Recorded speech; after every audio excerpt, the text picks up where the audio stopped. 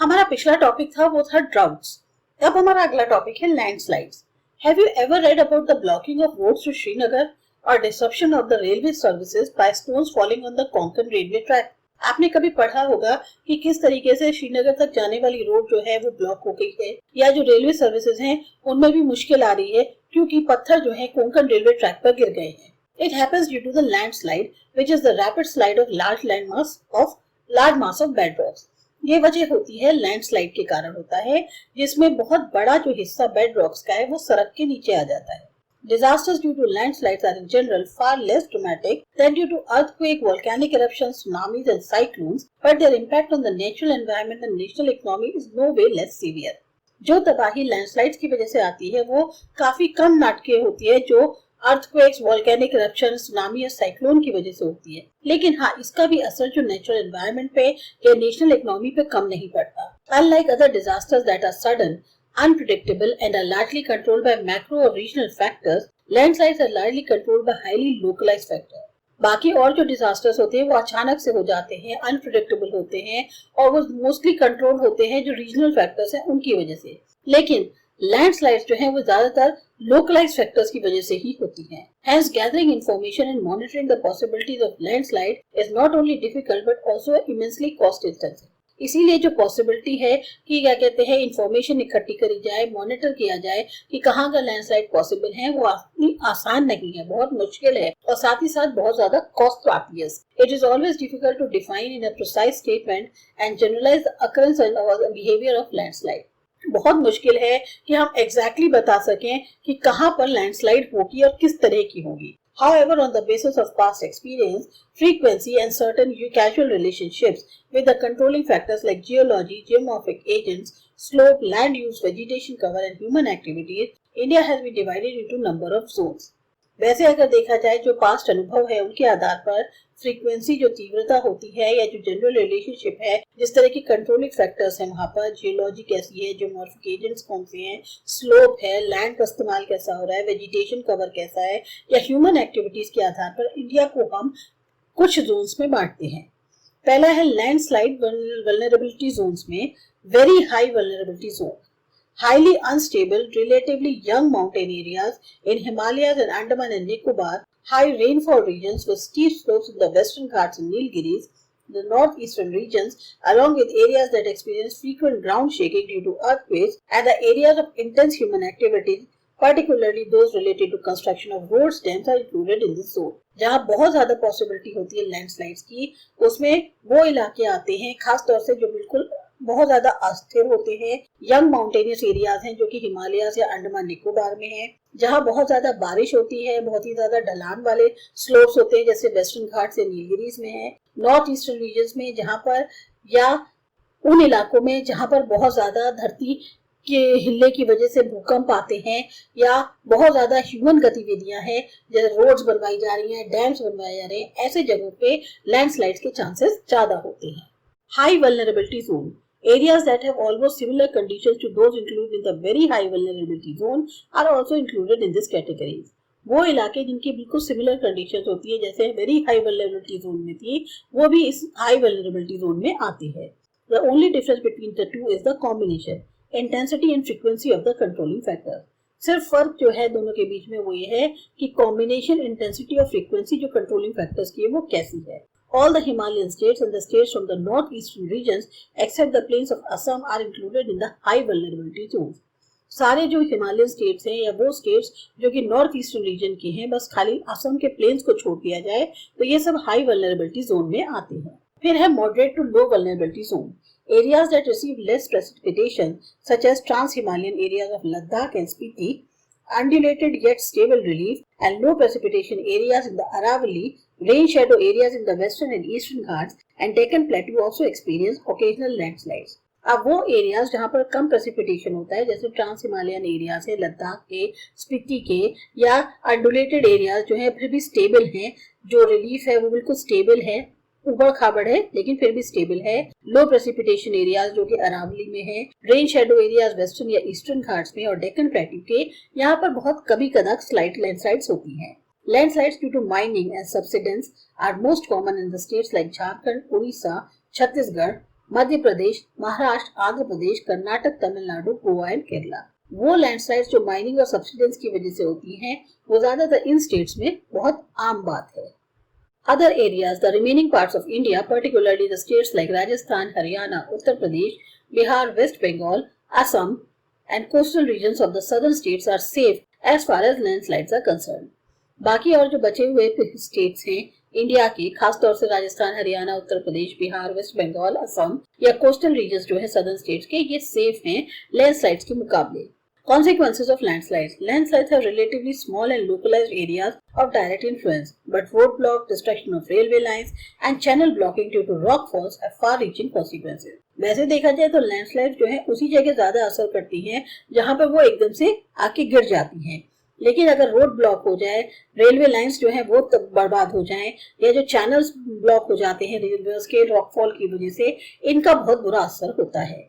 Diversion of river course due to landslide can also lead to flood and loss of life and property.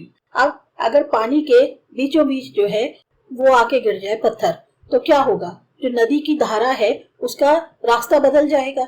इससे क्या है, बाढ़ आ सकती है, या एकदम से बीच में पीछे पानी रुक गया और जैसे ही हटा तो एकदम से बाढ़ आ गई। इससे लाइफ और प्रॉपर्टी दोनों का नुकसान होता है। It also makes special interaction difficult, risky as well as costly affair, which in turn adversely affects the developmental activities in these areas. अब यहाँ पर क्या है, इस तरह के इलाकों में जो है बहुत ज्यादा एक तो रिस्क होता है, कॉस्ट बहुत ज्यादा होती है और डेवलपमेंटल एक्टिविटीज पे भी जो है काफी ज्यादा बुरा असर पड़ता है। फिर है mitigation. It is always advisable to adopt area specific measures to deal with the landslides. हमेशा ये सलाह दी जाती है कि जो एरिया के हिसाब से जो है स्टेप्स उठाने चाहिए जहां लैंडस्लाइड्स होती है उसके according. Restriction on the construction and the developmental activities such as roads and dams, limiting agriculture to valleys and areas with moderate slopes, and control on development of large settlements in high vulnerability zones should be enforced. Construction और जो बाकी developmental गतिविधियां हैं जैसे roads और dams बनाना, उन पे थोड़ा कंट्रोल हो। एग्रीकल्चर जो है वो वैलीज तक सीमित रहे या एरियाज जहाँ पर मॉडरेट स्लोप हो। कंट्रोल किया जाए डेवलपमेंट लार्ज सेटलमेंट का जो हाई वल्नरेबिलिटी जोन है वहां पर, ये सब लागू करना जरूरी है। This should be supplemented by some positive actions like promoting large-scale afforestation programs and construction of bunds to reduce the flow of water. अब इसके साथ साथ कुछ और पॉजिटिव एक्शंस भी होनी चाहिए, जैसे कि बड़े स्केल पे आप एफोरेस्टेशन के प्रोग्राम्स को जो हैं वो प्रमोट करें, बांध का कंस्ट्रक्शन कराएं ताकि फ्लो ऑफ वाटर को रोका जा सके। Terrace farming should be encouraged in the north eastern hill states where jhuming is still prevalent. अभी टेरेस फार्मिंग जो है वो ज्यादा बढ़ावा देना चाहिए, खास तौर से नॉर्थ ईस्टर्न हिल स्टेट्स में जहां आज भी झूमिंग जो है यानी जिसको शिफ्टिंग कल्टीवेशन कहते हैं, शिफ्टिंग कल्टीवेशन वो अभी भी करी जाती है और बहुत ज्यादा करी जाती है। Disaster management. Disaster due to cyclones unlike the ones caused by earthquakes, tsunamis and volcanic eruptions are more predictable in terms of the time and place of their occurrences. ये जो डिजास्टर्स साइक्लोन्स की वजह से होते हैं बजाय जो earthquake, tsunami, volcanic eruption की वजह से होते हैं, वो काफी ज्यादा प्रेडिक्टेबल होते हैं, टाइम के अकॉर्डिंग कहा जाए या किस जगह होंगे उसके according. Moreover, with the help of development of techniques to monitor the behavior of cyclones, their intensity, direction and magnitude, it has become possible to manage the cyclonic hazard to some extent.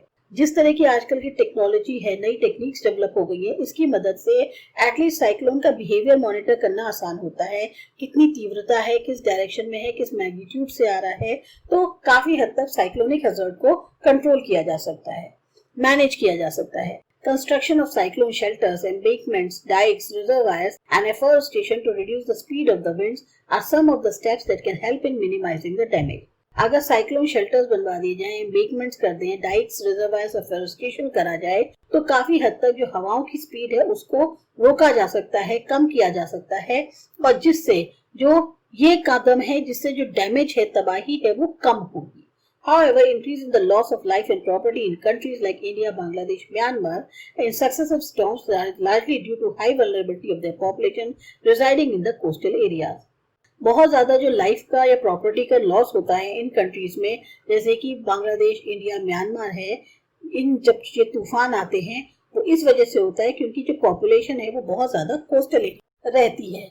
जो disaster management bill था 2005 का, वो बताता है कि disaster जो है एक कैटास्ट्रोफ है, मिशैप है, कैलेमिटी है, या उसके जो दुखद रिजल्ट्स बाहर आते हैं किसी भी इलाके को जब वो प्रभावित करता है, चाहे वो नेचुरल या मैनमेड कॉज की वजह से हो या एक्सीडेंट या नेग्लिजेंस की वजह से, जिसकी वजह से लाइफ, ह्यूमन सफरिंग दोनों का ही नुकसान होता है। लाइफ का भी ह्यूमन को सफर करना पड़ता है, डैमेज होता है, डिस्ट्रक्शन होता है एनवायरनमेंट का, और इस तरीके का उसका नेचर होता है, मैग्नीट्यूड की, जो कि कम्युनिटी जो अफेक्टेड एरिया की है उसकी क्षमता से उभर पाने से बाहर होता है।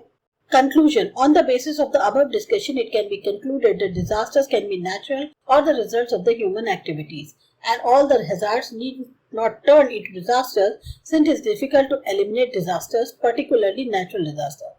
जो भी अभी तक डिस्कशन हुआ उससे एक बात समझ में आई कि डिजास्टर जो है वो नेचुरल भी हो सकते हैं या ह्यूमन एक्टिविटीज की वजह से भी हो सकते हैं। जितने भी सारे डिजास्टर्स हैं या हैजर्ड्स हैं, इनको हम डिजास्टर में नहीं कन्वर्ट कर सकते और बहुत डिफिकल्ट है कि इनको खत्म किया जा सके, खासतौर से नेचुरल डिजास्टर्स को।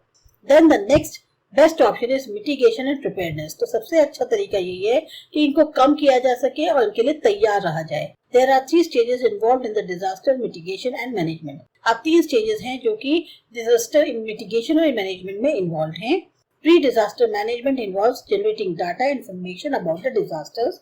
सबसे पहले प्री डिजास्टर मैनेजमेंट में क्या होता है कि डाटा और इंफॉर्मेशन को जनरेट किया जाए डिजास्टर से related, preparing vulnerability zoning maps and spreading awareness among the people about this. जो जोन है जहां पर खास तौर से ये डिजास्टर्स की पॉसिबिलिटी ज्यादा है, ऐसे मैप्स तैयार किए जाएं और जागरूकता जो है लोगों में फैलाई जाए इनसे related. Apart from these, disaster planning, preparedness and preventive measures are other steps that need to be taken in the vulnerable areas. इसके अलावा डिजास्टर से रिलेटेड प्लानिंग, तैयारी और कुछ ऐसे कदम जिससे उसको कम किया जा सके, ये सब वो कदम हैं जिनको उठाना जरूरी है इस तरह के इलाकों में। During disaster, rescue and relief operations such as evacuation, construction of shelters and relief camps, supplying of water, food, clothing and medical aids etc. should be done on an emergency basis. जिस समय आपदा आती है उस समय बचाव करना, relief operations जो होते हैं जैसे लोगों को निकालना वहां से, शेल्टर्स का बनना, रिलीफ कैंप्स का बनना या जो water, food, clothing, medical aids है इनकी सप्लाई करना, ये सब इमरजेंसी बेसिस पे होनी चाहिए।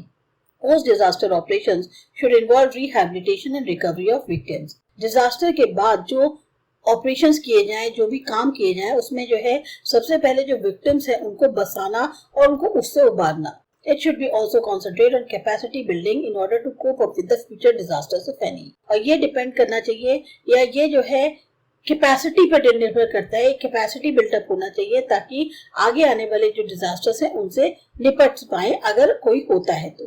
These measures have special significance to a country like India, which has about 2/3 of its geological area and equal proportion of its population vulnerable to disasters.